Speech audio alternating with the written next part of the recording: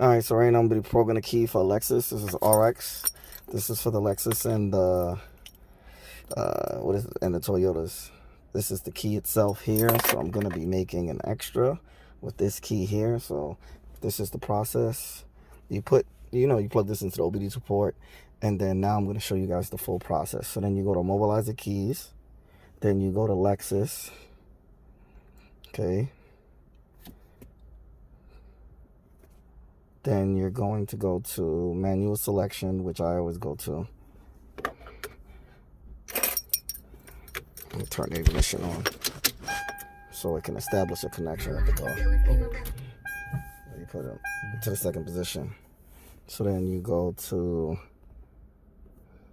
RX 300. Then you go to North America, 1999. Establishing a connection. This is done on the MK808.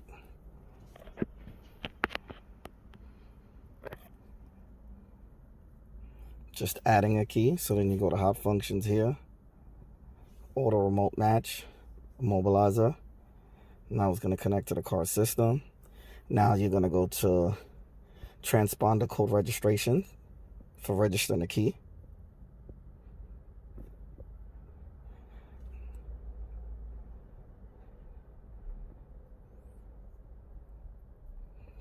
This function to register and immobilize a key. Okay. Establishing a connection. So what I'm going to do is a sub key. I'm not making a new master key. It's establishing a connection with the car. Remove the master key from the cylinder within 20 seconds. Took it out. Then press next. Insert the new key.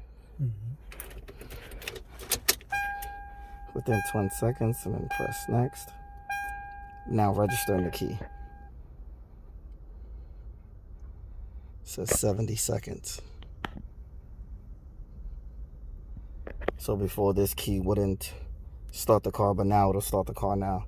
So now instead of having one key, he'll have two keys now for the car.